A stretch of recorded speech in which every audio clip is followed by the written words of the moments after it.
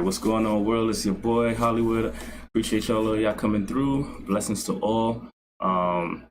We got another one here for you today. Just before we start, please hit that subscribe, the follows, all that good stuff, likes. I don't ask for any money. The service I'm providing for you guys is just to spread knowledge. So to do that, I need y'all help to spread the knowledge and help me spread it as well. We got a special guest here today, and I'll let her take it away and introduce herself. Thank you for having me. Of course. Yeah, my name is Jess Oquendo. I am from New Jersey, and I am a personal trainer, CrossFit coach, and I've been doing this for about 5 years. And what got you into the CrossFit aspect of personal training? CrossFit. Honestly, I was bored when I was at the gym by myself, because fitness started before CrossFit, and I was just kind of curious about it. People were talking about it a lot. The hype got really big, and the minute I put the barbell over my head, it was a wrap. I was like, this is awesome. Cool. And it's been addicting ever since, to literally compete against the clock every single day. So it's that drive of competition that keeps you going? Yeah, absolutely. CrossFit is the perfect analogy to life, because that is fitness. It's a little bit of everything. I mean, you have weightlifting, you have cardio, you have calisthenics, you have plyometrics, everything.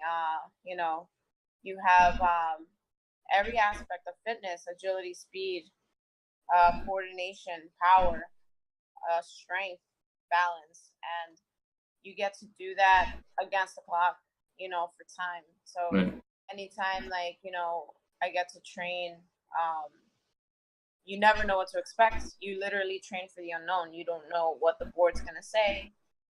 You don't know how you're going to do. Sometimes you die, sometimes you don't, but it's been really fun. That's cool. I want to step back because your last name, what was it again? How do you say it? Oquendo. Okay, where's that name originate? That last name? It's Ecuadorian, I guess. Ecuador, my dad's Ecuadorian. My mom's Costa Rican. Okay, cool. So from the Spanish, so South America, right? Central, Costa Rica Central, and Ecuador is South America. South America, right? And how were they born there and then they they were came? Born there. I was born here. Okay. Have you gone back? How has your culture influenced your fitness and your life? It's the reason why I do what I do, because my family is ridiculously unhealthy. There's diabetes, high blood pressure in my family. To be honest, my grandfather was an alcoholic. I love him to death. He was my father figure. Right. He's the one who raised me the most. Even though my dad is alive, he just wasn't around as much. And he raised us with going to the corner store, buying candy, buying whatever we wanted. I grew up eating trash my whole life, to the point I was addicted to sugar. And at some point, he was I guess his body just had enough, and he ended up getting diagnosed with cancer. Let's just say September he was diagnosed with cancer. By November, he never even made it to his first chemo treatment. He literally went into a coma. Wow, I'm sorry. In between that time, September, November, I wasn't in fitness yet. I hadn't even joined the gym. If I go for a run, that was a lot. And I was always athletic. I played tennis for 8 years. I played in college. I played in high school and in college. I played soccer. I played basketball. But I was never disciplined in fitness. I mean, sports are sports, So when he got diagnosed, since he was my everything, I was like, I got to take him here. I got to take him there. I took a wheelchair at some point. He grew so weak, he couldn't pick himself up. And there was a really breaking moment where I had a Hwoodtv of a car, and I had to stuff the wheelchair in that car. And I tried to get it. I was so exhausted from school, from work. I was working 2 jobs, sometimes 3 over the weekends. I was running around with him. I felt like my back I couldn't take it anymore. I tried to yank the wheelchair out of the car, and I fell to the floor. And he asked me, why don't I ask somebody for help? And I lost my mind when he said that. I was like, I don't need to ask anybody for help. Then he ended up going into a coma and didn't come out of it and passed away during Hurricane Sandy. That was probably like 5 years ago. Yeah. Yeah, the day that happened, I felt like I was so weak and exhausted. I felt very unreliable. I felt like, oh my God, like, what if I was stronger physically speaking? Would I have been able to do more? I wasn't sure. I was, battling myself a lot. And then I literally went to sign up for the gym the next day. I went on YouTube, started looking at fitness videos, and I was like, okay, what do people eat that work out? What are the macros? And I started writing everything by hand. And for like a year straight, I just went and did my thing every single day. Woke up, ate the same thing every single day, ate like a dog. Did my cardio, did my runs, did my sprints, did my weightlifting, and I fell in love with what I was doing for myself. And like I said, like little by little, I was just like, you know what, this is getting a little boring. I ran into CrossFit. And when I got into CrossFit, I think a few months into it, I was going too hard and I blew my back out. Yeah, what's happening? I herniated 3 discs. Oh, man. I was told not to weightlift ever again, that I was risking paralysis because of how bad my back was. Oh. Yeah, my nerve was pretty damaged. I couldn't walk on my left leg. I was limping. They told me I needed surgery. I was out for 9 months. I was on disability as well. And I never got surgery. I just rehabbed myself for like 9 months. I went back to CrossFit. That's what made me get certified as a coach, because I didn't want to trust anyone. Right. I got my certification in strength and conditioning, in CrossFit, kettlebell. I did Olympic weightlifting certifications. Pretty much taught myself how to do everything. And then I started coaching it. And from there, I fell in love with coaching that I never ended up in graduate school. I left everything behind. I quit my job. And I've been trying to blow up the gym since. It's been like, all right, what did I learn from like the horrible mistakes that I made? Right. Then I did that for like 3 years. I was coaching, training people, but I noticed that I didn't have fruit on the tree yet. Like at the end of the day, no matter how many people you train, people, what they care about is not how many people you train, but how many people can you keep training for years, are going to stay with you and transform. So I was big into transformation, not just on the outside, but on the inside. I'm Christian, so like for me, like if you're gonna work with me, I'm gonna expect you to dig inside of you and use that as a way to get you to physically change. But then I had to go through my own. So in 2016, I found a bodybuilding coach, and I was like, listen, I need to transform. Like, what do you mean? I'm like, yo, I need to like be on stage in front of a bunch of people and say that I did it, so I understand why people quit, because I don't understand why people quit. I don't quit, Right. I need to do something that's going to break me in half, make me cry, make me curse somebody out. Because one thing is to go on a diet, but I could always say, screw the diet. Right. I'll eat whatever I want. Right. But then there's like being held accountable by a coach, and you have a show date that everybody's waiting for the reveal, So I paid a coach, some money, and I was like, what do I need to do? And it was 2016, August 1st, and I competed May 12th of The following year, yeah.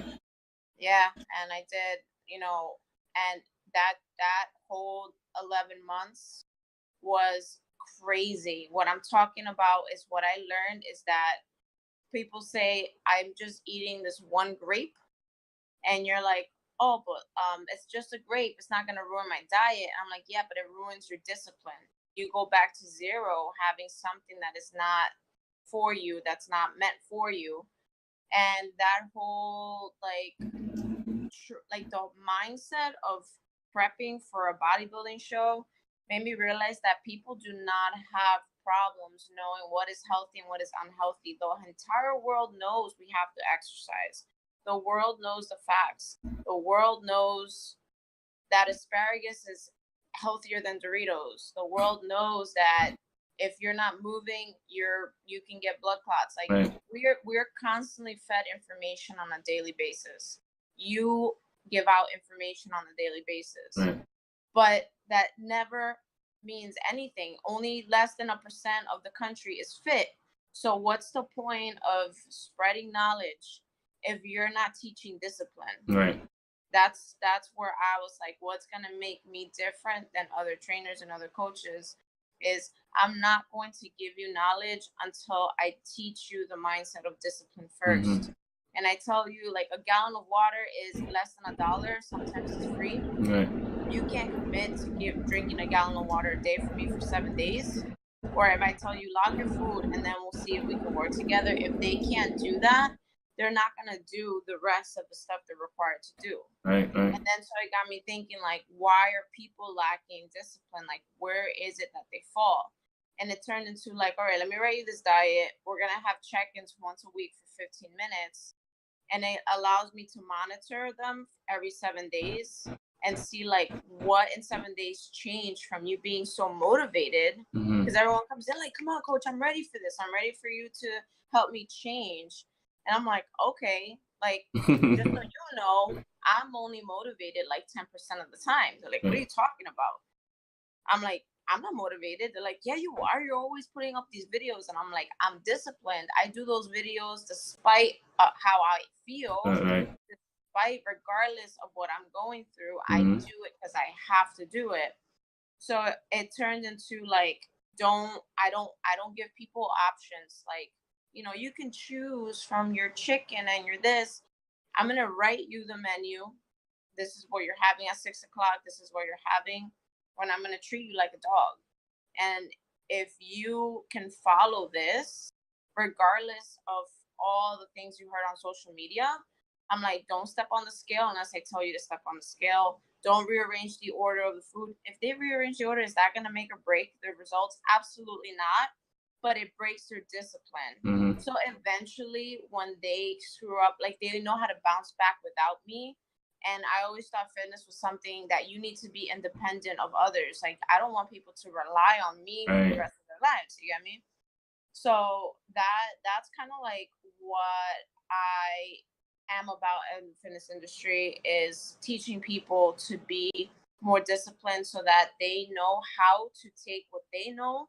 So now they're like, okay, I know that I have to do this. Now it's why. Now we get into like this is healthy than this because you have this Mhm. much protein in this because like you have to train, body weight movements this many times a week because or you have to hit 65% to 85% of your 1 rep max on this cycle because eventually they can be overwhelmed in the beginning. All they have is motivation with no room for knowledge. Only people that want to attain knowledge and information will become wise with it and can Mhm. actually use it, Right. It's like a sermon, right? People leave church hyped. Yo, Mhm. Yeah. I'm going every day. Oh my God. Like that was great. That was fire. And then they don't apply it. Once Right. it's Monday, they don't apply it. So you give somebody like a little golden nugget of information. Here, boom, take this, put it in your pocket, use it every single day.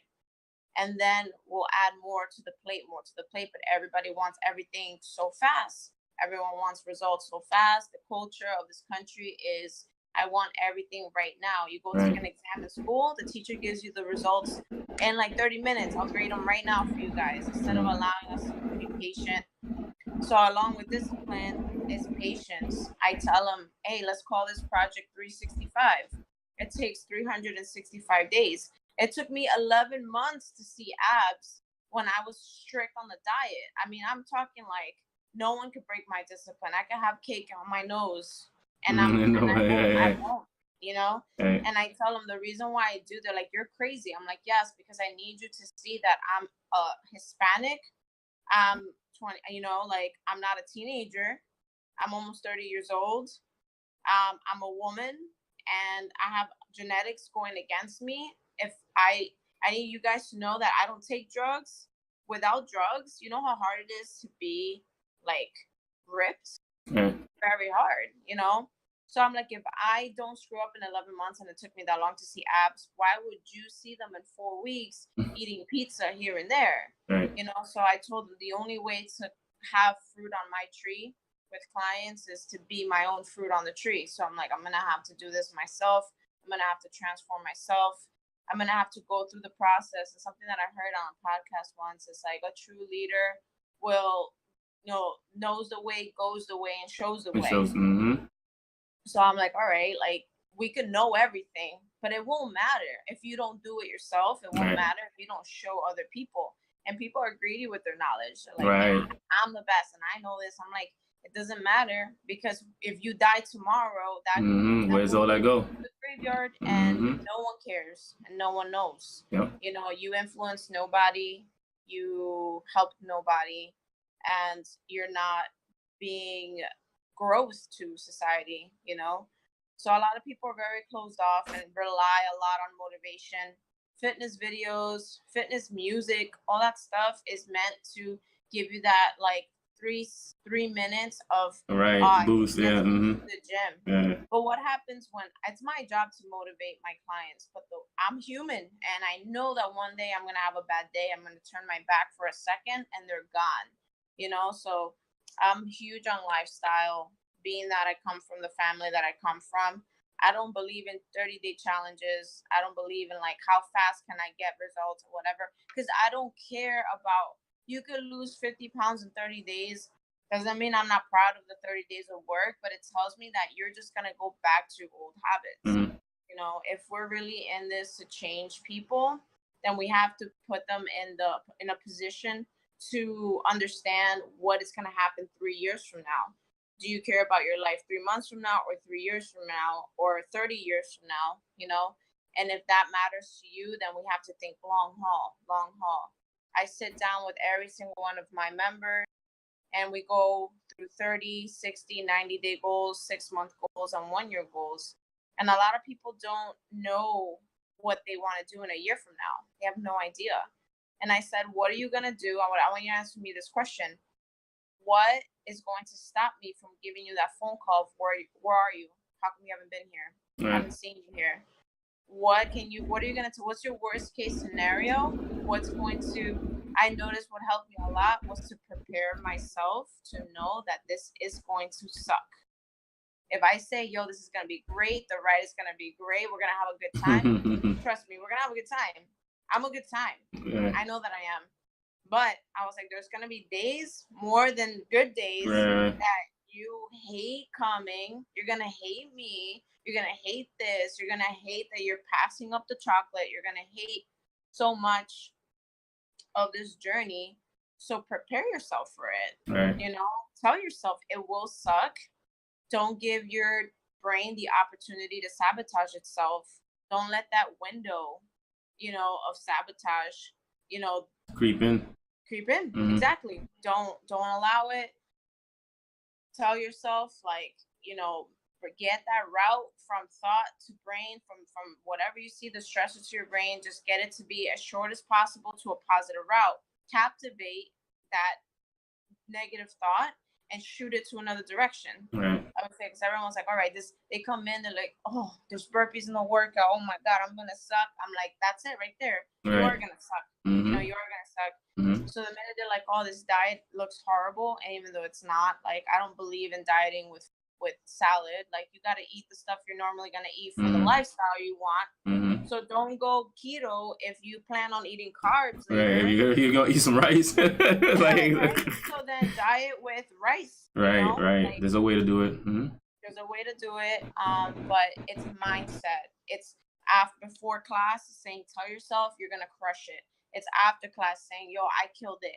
I did good. Everyone's like, oh, but that's arrogance. It's not arrogance. We're royalty. You got to walk like it. You got to talk the talk. You got to walk the walk. Mm-hmm. And if you want to be good at something, you got to believe that you're good at it. Right. It's not being arrogant. It's not being conceited. It's saying like, you know, but society wants to like, it's like the norm is negativity. Obviously, so much negativity. So you always tell yourself, everyone's like, oh, it's normal to be negative. You hear negative music is negative. Like everything that we ingest is negative. So it's not normal to hear like I'm the best. Right. It's always seen as negative to say that because, but guess what? To be a world champion, you think a world champion in anything is gonna be like, oh, you know, I don't know if I can do this. You know, no way. You know, no way. So I was like, dude, no, you don't have to be a world champion martial artist. That's not what we all want to do. But we, in a way, you know, we want to kick ass in our own life. Right. We want to kick ass, and so like I've been in just coaching the mind, just literally your mental, because I'm telling you, I could give you the best workouts in the world for a year. You probably do it for 2 days. So people will probably do it for 2 days if they don't get their mind right. They're not gonna do it unless you say I'm there with you doing it. You're never gonna be on your own and outside of your comfort zone. You know what I mean? Right. Like you wanna. If I die tomorrow, I want to be like, yo, I'm going to use what she taught me, and not like, well, I don't know what to do now. Right. You know. So something that's gonna be long lasting. That's what's failing though. The industry is just trying to sell. Right. You know, they sell. So they sell whatever.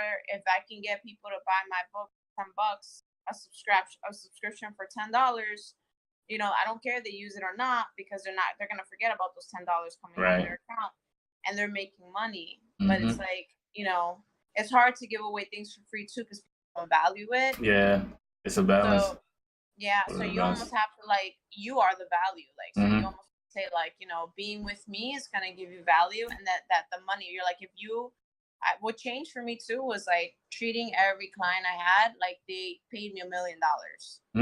Like, I'm like, if I treat everybody like they paid me $1 million, and it's like a teenager that I'm training for free, you give everything, right? You know, and they see, wow, I'm paying, you know, $50, $60 an hour for something that's worth $500 an hour, $1,000 an hour, and you're always, you know, creating unlimited resources for people. You don't focus on the money. I have a business partner, and we both decided like we planted in a very Hispanic, low income area where they come in asking for discounts, where the city charges 3 times the amount that we charge. Right. And we're like, yo, you know, let's stay here, because at some point in 10 years this will flip. But again, people don't know how to harvest. People don't know how to plant their seeds. Right. Want, like, and look for the future. Where can I make my money? Yeah, where can I make my money right now? Right now, right. But and that's that mindset, like you said. Everybody wants something so quick. They don't want to plant roots. Yeah, it's interesting that you said that's a lot to unpack there. But I kind of now see where you were going before we started this. You would test it seems like you were kind of testing me to see where my head was at, because now that I'm hearing you, I'm like, oh, okay, that's why you was asking all those questions and what I see for myself, though, because that's what you do when you do it with your clients. You try to get their mental so you could see how to work their physical. And about the whole breaking down of the body, that's a very military, old school, like martial arts thing, where you want to break them down completely so you can rebuild them back up. And that's a good way to go about it. That's something that you're not really hearing a lot from a lot of people that's training. A lot of people that's training are really just trying to create a cycle for where you keep needing them so that they could keep making money. You want them to just, and it's always the new thing. Like, people, like you said, old school was perfect. Yeah. You know, the old school mentality is, if it's not broken, don't fix it. Yeah. People tell me every week, are you gonna change my diet even though they're progressing? I'm like, no. I'm not touching it if it's working. And again, that comes from people not being patient. So it's like, the diet is not the problem. It's you're the problem. You keep changing it every 4 days. Right. Like, if you ate the same thing for 7 days, 6 times a week or whatever, and I literally went from a quarter a cup of rice to half a cup. You're gonna see results because the changes are very small. Your body will recognize it. But if you're all over the place, you don't know what to change. You don't know. For me, like if I, am organized in all areas of my life, and one thing is falling apart, I'll know which area of my life is falling apart if I closely monitor everything and keep things very clear and organized. But same thing with our bodies. Like, how are we gonna know if our training? How do I know if I need a rest day if I'm not logging what days I'm resting and what days I'm doing this and what days I'm doing that? So people are kind of like, they want to be told what to do. When they're told what to do, they rebel. And they're like, oh, I don't know. This seems like, I'm like, suddenly I'm craving so much chocolate, even though before I'm like, because I'm telling you what to do. Right. You know what I mean? That's just the mind of today's culture. You know, it's just what it is. Everybody wants people coming out of college now. Like, this is what I deserve to get paid. I'm like, what happened to internships and like earning your way and earning your salary? Right. I'm big on entrepreneurship, so like with me, don't come at me like I lose this much an hour. Right. I'm like, what's your plan? Yeah, right. I hear that. How are you making that money? Right. I mean, I will also about the whole college thing. We both went to college, and we know when we were going what the whole stigma was. When you get out, you were going to get this job, you were going to make this money. So in a sense, I see the dynamic of where when these kids get out, they're like, yo, I should be making this because that's what they were told. But at the same time, we know when we were growing up, we saw our parents or whatever working real hard. So we're like, but what did you do that you want this money? So then I see where the conflict happens, and it's just like again, a lot of talking was going on between a lot of people, and nobody was really applying anything to know like this is not how real life works. You're in one certain situation, you got to get out of your comfort zone and see what it is when you get out of these certain situations. I want to go back to when you were talking about your entrepreneurship. Well, I guess it's a two-pronged question. What made you feel that this is where I want to go? I want to be an entrepreneur. I want to kind of make this brand of myself. And who are the people that you have around you? Because I know a lot of it you molded yourself. But so I know as me myself, like everything is my fault. Like that's how I live my life. Everything is my fault. I don't really keep a lot of people around me. I have my daughter. When I do things with her in my head saying, how is she going to look at me if I do certain things in my life? That's why I try, in anything in life, when it's other women, I wouldn't want her to say, well, Dad, I'm a girl. Why would you do that to some woman? Or when my life, well, Dad, why wouldn't you have done, things like that. I want her to look at me if I'm gone, like, yo, my dad was the best. That's how I live my life when I do things. She asks me why I work out all the time. I said, because I want to be here as long as I can for you. That's what I tell her all the time, because she's like, Dad, like, why? I was like, because I want to be able to run around you. So anyway, I went on a little tangent there, but how did you know? How did you know that you wanted to be an entrepreneur? And when did you know? Because you say you have one business partner. Like, how did you feel comfortable with grabbing that one business partner? And when did you know that it was the time to do it? Because I feel like that's a problem, especially even with me. I do this solo. A lot of the things I do for myself, and to do it for myself, because I know that I can't really. I know that a lot of other people are not feeling me when I come with certain things. So yeah, that's a big question. So I'm gonna try to break it up as fast as I can. Right. Well, entrepreneurship is a leap of faith. So to take a leap, you have to have nothing left. You get me? There has to be nothing left. You either have to have a lot of money and say, well, there's risk. If I lose, I lose. Or you have to say, I have nothing left to lose. I was on that end. I have nothing left to lose. I went to school. I ended up graduating with a degree in psychology. Just because I wanted to be a physical therapist, and I ended up thinking like, if I do psych, I can understand the rehab process better. But my grades weren't good enough to get into graduate school. This would be a long story, but to cut it short, for 3 years I did try, and for 3 years I got rejected. For 3 years, I ended up even selling my car just to pay for a program, just to try to get in, just to retake classes. I retook everything, still nothing. and I was slammed down into the floor. I was working, I was bartending, I was trying to make ends meet here and there.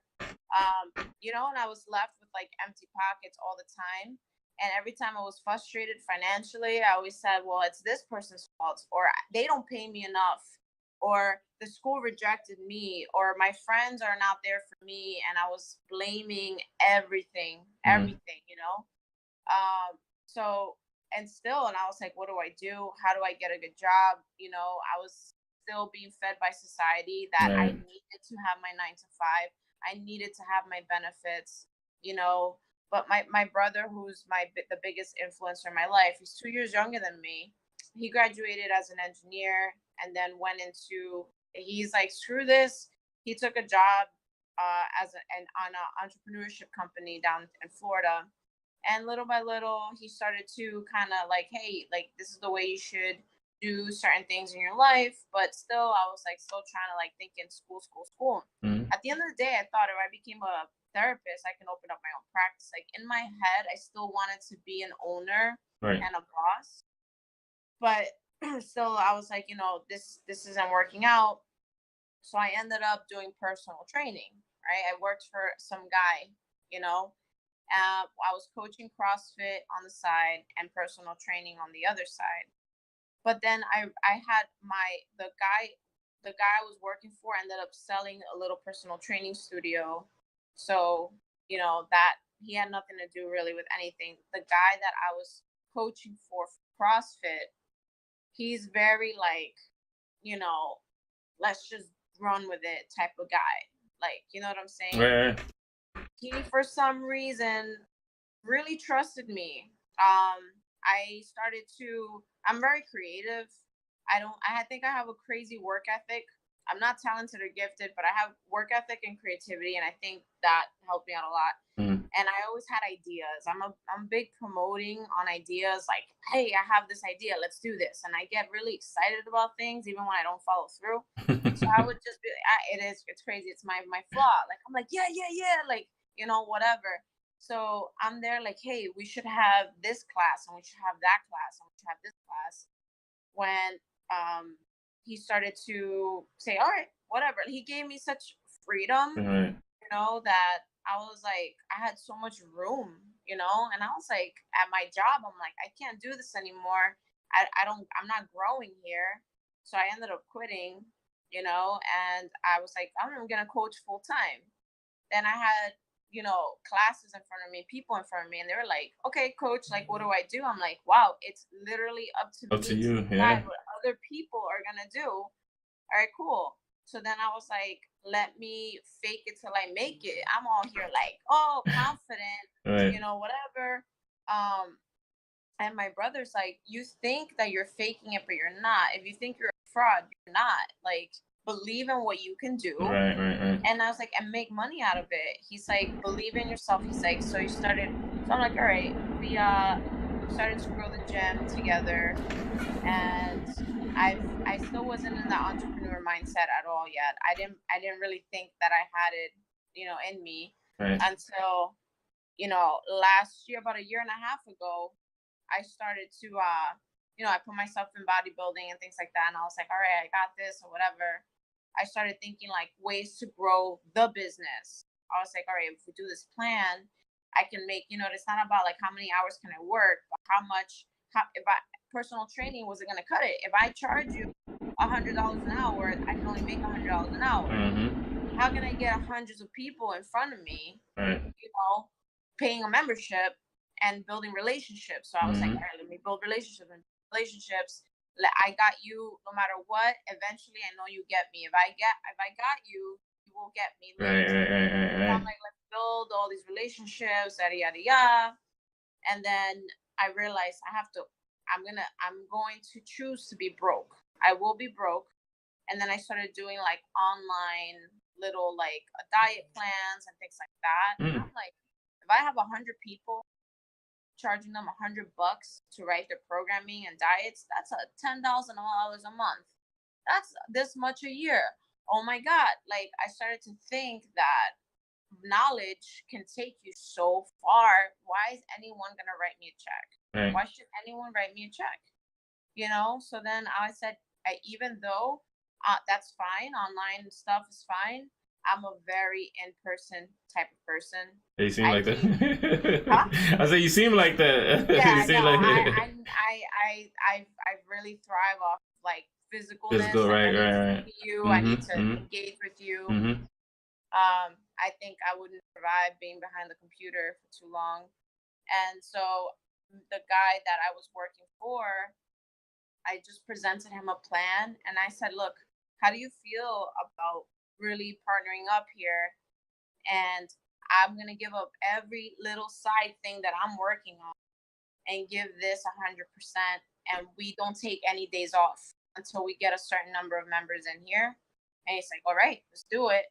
Let's do it. And then it turned into, started marketing. I'm talking about handing out flyers at bus stops, going to school, saying, hey, like, can I do a core strength seminar for your sanitation workers in the city, just to teach them how to carry stuff correctly. Like, I'm like, what do I know and how could I use it To to help teach people, people? right? Mm-hmm. Yeah, just, we're like, what's the niche here? What's our niche? We started getting into OCR, sparring race training. Mm-hmm. And I mean, we've gotten our clients podium. So that's like something we're really good at because we know how to correlate obstacle courses and life. Mm-hmm. Like that's what we get into, like, let's make fitness harder than life. Right, Like right, harder right, than right, cancer. right. So by the time you get cancer, you're like, I got this. I've been through like Jess's hardest workouts. Right, right.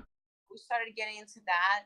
I saw that 50 burpees each time and all. I was like, damn. So I know some of those people are like, fuck Jess. Yeah. I mean, it's that fun. Yeah. And then so then we started like, okay, I started doing social media, like little blogs, I started editing videos. I was like, like I'm just going to do what I want. Like literally, I'd rather do what I want than being told what to do, Mm-hmm. and then say I'm gonna fail 100 times and find the way that works. So every time we do 10 things, we're like, what 2 were the best things that worked? Right. And we start to grow in that way. And then I said, like, let's stop worrying about having people and let's start having the right people. And we got rid of people, and then let's get these right people to have the right seat on the bus. So then we started putting them on the right, having the right job at the job. And little by little, we started to tighten up. And it turned into like throwing events. And because I'm an in-person person, the way that I coach, I'm just literally blasting music, having fun, going blah, blah, blah, blah. And everyone's like, oh, this was great. It was a great experience. So I'm like, okay, people want a good time while they do something that really, really sucks. Sucks, right? You know? So like it ended up being kind of like, all right, I have nothing left to lose. My car got repossessed. I was like going through it all. My car got repossessed. Because my car got repossessed and I didn't return the license plates because I didn't know, there was a warrant for my arrest. Oh so my I got God. arrested. Yeah, I got pulled over and arrested. And I'm here like thinking like, can things get worse? And this is all because I decided I will go broke. And I told them, we have to starve to succeed. And other gyms started to close around us. We're like, you know what? Because everyone wants money right now. They want to live right now. But I'm not married and I don't have kids. So in a way, I can. The time is now. Right, yeah. So like, he's like, he's like, I'm gonna rent out my apartment and I'll just sleep in the gym. I'm like, all right, you know what I mean? Like, let's just do what we gotta do. And give people the time of their lives and make them feel like we are there. So now we have some people in the gym that like are there hanging out. The class is an hour, but they're there for 5 hours. Wow. That's their safe space. That's where they feel the best. They feel at home. They feel like they're like, I'd rather be here than at home.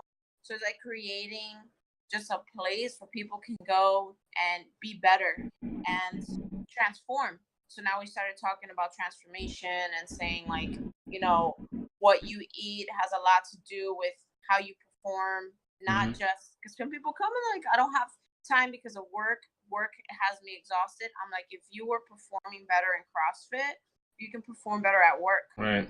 So make the time. You know, it's not for the money. Trust me. Like, I tell everybody, if I needed money, well, if I wanted money, we all need money.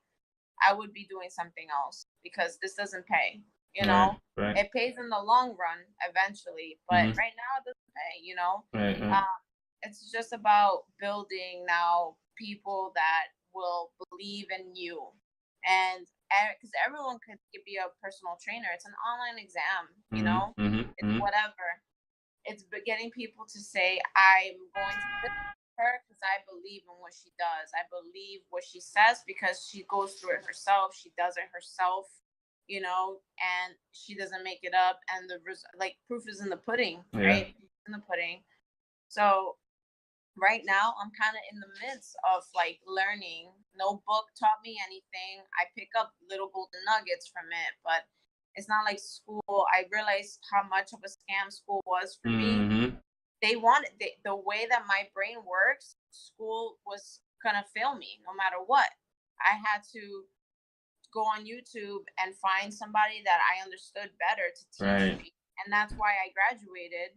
And that's the only reason I graduated. And so now my brother constantly feeds me. He sends me podcasts all the time, videos all the time. Listen to this, you know. And because I tell him, can you send me something that will help somebody who knows they are limitless, knows that they can do anything in the world, but it's just having a bad day. You know what I mean? It's not like I need some people need that, like, oh, we are this, we are that. Like, I know all that stuff. But there are times that people that in the position of entrepreneurship need to get through those really bad days. Even bartending, my boss let me go. It's like, you need to grow, and you need to know that one day it will suck, and you're gonna cry. You're gonna want to not wish you ever did this, but you got to get through those bad days too. And you know, all those little things. My support systems. My parents were supportive about everything. They don't get it sometimes. They're the old school. Right.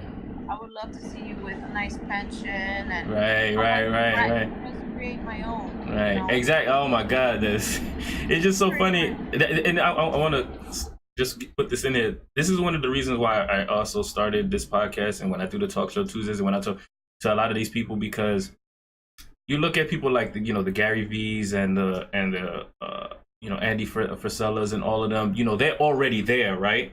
But when they talk to you in a position that they know how it was when we are where we are right now. I want to show people, look, we're here right now. We have that same mindset, and we're working. I want to show you guys the journey from being in the bottom, other people being at the bottom, and when you know what I'm saying. And when you see us, whatever, 5-10 years from now, hey, you remember that interview we had 5 years ago? Remember Jess when she was on? And I want people to see that. I want people to see the journey, because a lot of people can't see the result. Right, exactly. They always they look at the final product, and they look at these guys. Oh, well, they already made it, so it's easy for them to say. No, it's not easy for them to say. They had a journey. They're just trying to tell you their journey, but only you're seeing the end result. Yep. This is real. Like this is real stuff. Everybody's having, there's so many correlations. There's so many things that we all share. When you talk, I'm hearing myself talking to my mom, like, she's a teacher. I respected the hell out of that, because she helped me grow. If it wasn't for her having a teaching job, I wouldn't have been fed. But when she comes with the whole pension and everything, I was like, Ma, they trying to take that pension away from you guys. You know how many times they cut Social Security? Some of these people might not even see their money anymore. But when it comes to the next 10 years from now, I said that and I understand where you're coming from, but you have to. This is the whole reason why I stepped out of the whole. I worked for the post office for 5 years, and I stepped out of it because, one, I didn't have enough time with my daughter. I'm a single dad. I needed to be with my daughter. I didn't have enough time to be with her, to watch her grow. I didn't want my daughter to grow up in the child care system, where people are not going to care for her the way I did or the way I will. So I knew that they weren't paying me for my time. They weren't paying me what I felt like I was worth for my time that I'm spending. If I'm spending here 12 hours out of the day and I'm only getting maybe $15 to $20 an hour, do you feel that that's worth it to you? What do you feel is worth your time? And it wasn't working for somebody else, killing myself and not getting to see my child. Right.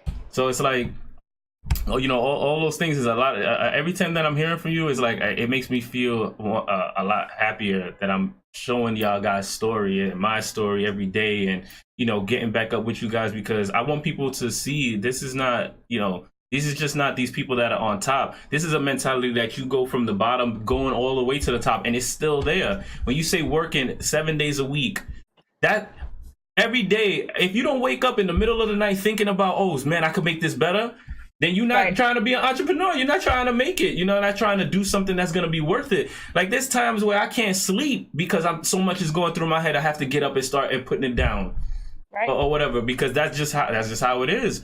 It's not just millionaires and billionaires that's doing it. It's people trying to make it, and all the time. But to be that millionaire, that billionaire, they had some sleepless nights. Mm-hmm. Some nights of like, I need to declare bankruptcy. Right. We don't influence people by being millionaires. We influence them by being, I used to be broke. Mm-hmm. With the failure stories. The failure stories, Mm-hmm. failing your way to the top. Right. And not everyone's meant to be a CEO. Right. And the world wouldn't run that way, right? There's a position for everyone. Right. But I think that sometimes the people that really crave to be that person on top, no matter what, if you're the best at something, you're going to be successful. Mm-hmm. But to be that person, to say, I want to grow that business and be on top, you have to accept that you are in the loneliest position. Everybody wants to be an alpha, but the alpha is very lonely. Right. Making sure their people are good, and you're not going to have support a lot of the time. You're not going to have help a lot of the time. Right. You can't have expectations of anyone. Mm-hmm. That's something that I learned. If people help me, that's a bonus. Right. A bonus, an addition, a compliment to my life. But I have to fuel myself and keep myself at 100 so that I don't feel let down. Because as somebody growing in entrepreneurship, like, there are moments you're not going to have anyone and you don't have ideas to run by anyone. You have to say, all right, do I think this is good enough? Right. We want validation all the time from everyone else. And that's why we get nowhere. Mm-hmm. I always encourage people to give me their opinions, and just because I do care about opinions, but at the end of the day, you have to be confident enough to say, like, can I make it on my own? Right. Can I do this on my own? Something important that you said, that you used to blame yourself. Like, I'm sorry, I said that. You said, it's my fault. Yeah. I love the fact that if I fail, I could only blame me. Mm-hmm. I said, if I don't do good, it's on me. Right. And no one else. I should never give somebody that type of responsibility. Right. Ever. Right. Yeah. And if I messed up, then I can fix it too. Right. Mm-hmm. If someone else messed up, I can't fix their mess up. Right. And that sucks. Yeah. That's like a place of helplessness. You know what I mean? Like, right. Exactly. Yeah, that's a really, really important thing that people don't like. They love to point the finger. They love to say, I'm not where I am because of X, Y, and Z. Right. And that's when a little bit of my, I guess, more conservative, I want to say, there are times where, some people are like, you're too harsh. But you know what? Even people that are really bad positions in their life, I'm like, that's on you. Mm-hmm. So many times that I made myself seem so helpless, and I feel sorry for me. Oh, I can't pay my bills. I'm going through a lot. My family's broke. But even my own parents, I had to say, you guys are broke because you want to be broke. Because you only take jobs that you think that you're only qualified. Mm-hmm. You haven't tried. Right. You haven't pushed it. You got to push the envelope a little bit sometimes. Yeah, you have to feel the most qualified. You don't know what's going to happen. And so many times when I started bartending, I would come home with cash. Here, help pay the bills. And I realized, guys, if I die tomorrow, what are you going to do? What are you going to do? And if they're like, oh, I'm not good enough, the reason why I love entrepreneurship is because it gives you the liberty to believe that you can do anything. Mm-hmm. And you could be the best house cleaner in the world. Right. Mm-hmm. You could be the best. What happens if I go to everyone's house right now and be like, can I wash your dishes for $10? Mm-hmm. And I did 100 houses. You know what I mean? Like, there's no way to not make money. There's no way to not be good at Right. something. There's you can technically make a business. Running a business is different, right? Management is a little different, Right. but Right. to have that kind of platform and build a platform, like anyone can. But like I said, like it's the mentality of like it's what everyone said: go to school, do this, do that, or whatever. But then school's at fault when you don't find a job, or your boss is at fault when you got laid off, and then we're still blaming everyone for it's my genetics, it's because my culture, it's because there's bread in the house, it's because of this and that and that. Right. And it's this life of excuses after excuse Mm-hmm. after excuse. But now, like, I don't know, like I'd rather be broke knowing that it's on me than my parents did not push school on me as much as they should have. Absolutely not. No one helped me with homework. I cheated my homework. Like, I was all over the place in school. Didn't do as well as I could have, maybe should have. But I used to blame everyone. Right. But now it's on us, and teaching these kind of things to the kids now, that if you guys, step your game up, you don't have to follow what Right. society wants you to do. Right. You don't have to do monkey work to make money and get a paycheck. Right. Yeah, You can make as much as you want to make with knowledge. Right, exactly. I was gonna say that the problem is not money. There's a lot of it out here, and like you said, you could make money by doing almost anything.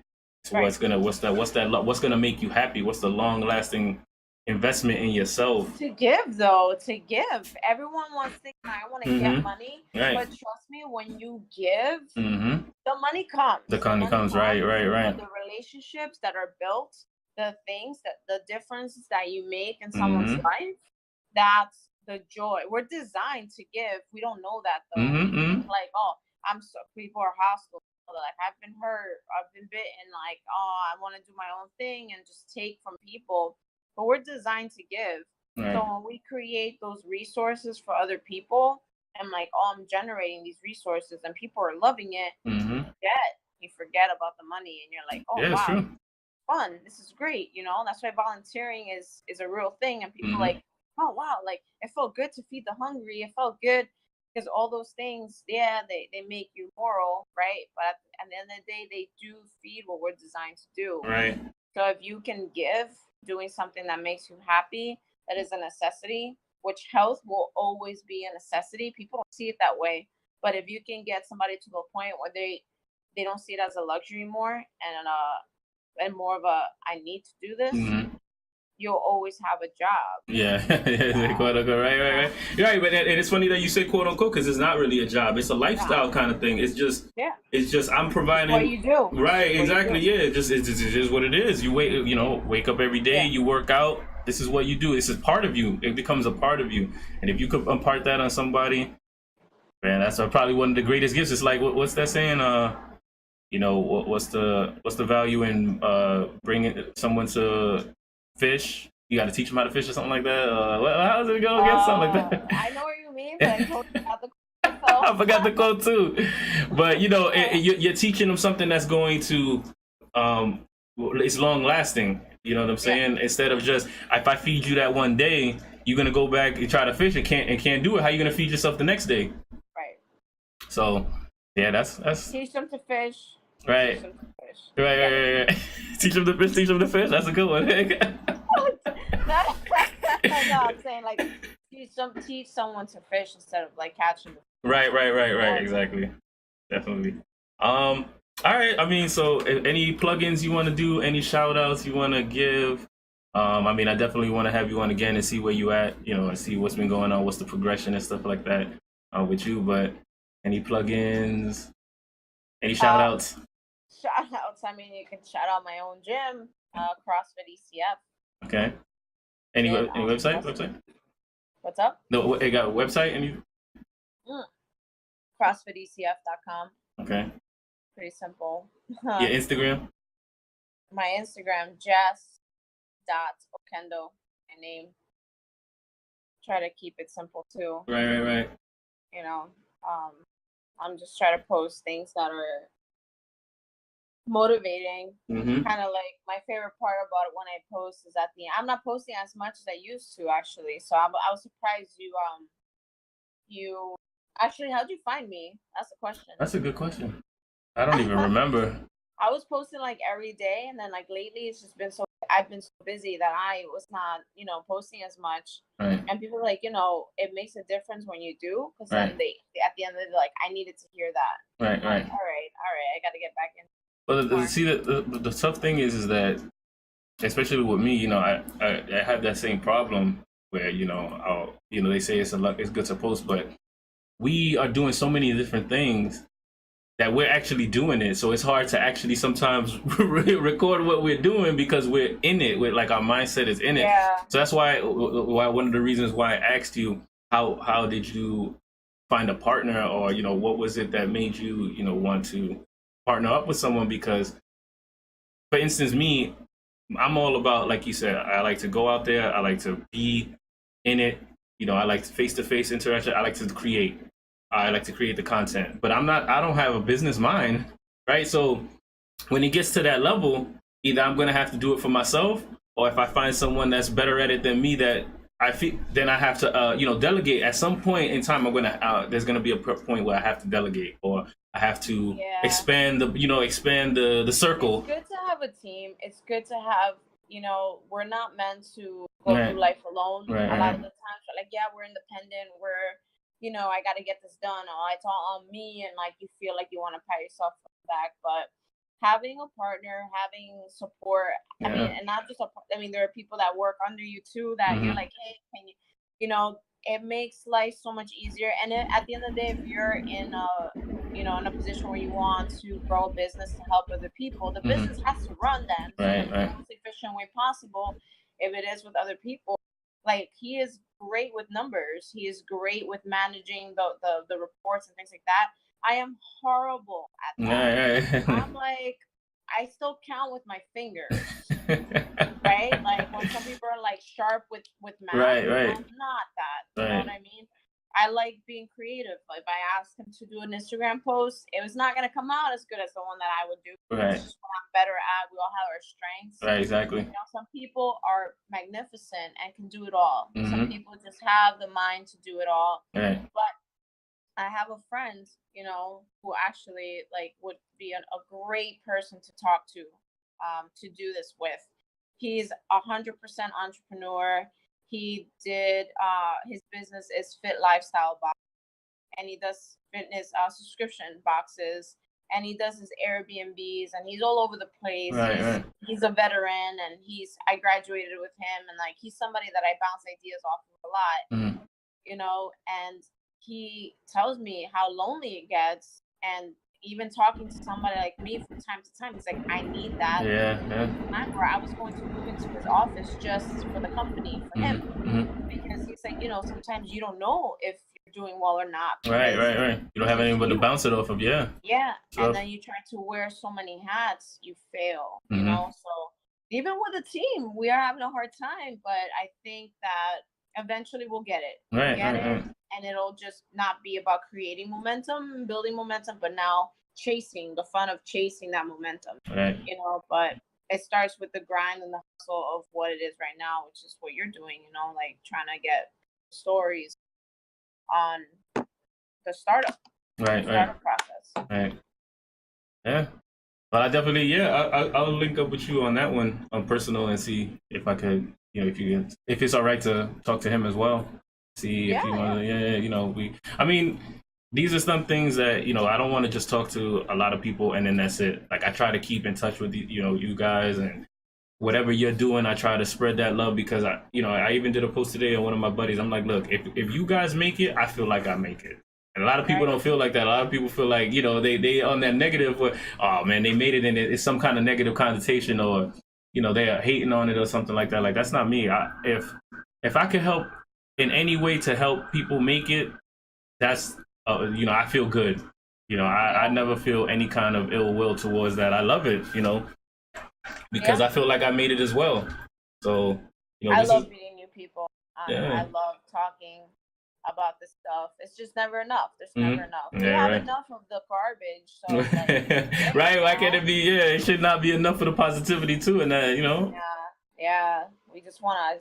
I like to talk about changing the world like all the time. Like, how can we improve this? How can we make it better? Oh, what did you go through? You know, what's your story? It's like the best line ever. Right, it's true. You know, walk up to anyone like, "What's your story?" Some people are like, "Wait, what? Yeah. I have a story." Like, yeah, we all do. Or talking to old people. I think that's one of the good things too. When I go, like, let's say if I sit down in the bar and I'll relax for a second and I see an old dude drinking, you know, I let him talk. I'm like, "What's up, man? How you doing?" And then I saw you. Sometimes you got to do with some of these old dudes, and they just go. But I sit there and I listen because I'm like, you know, he earned my respect enough to listen to him, at least, because he's been here for so long, you know. So that's the least I could do is just listen to him, and you hear some things, man. Yeah. So listening to the story is definitely important. But again, thank you for your time. What you got on the plate now after this? More training? Well, training. More training.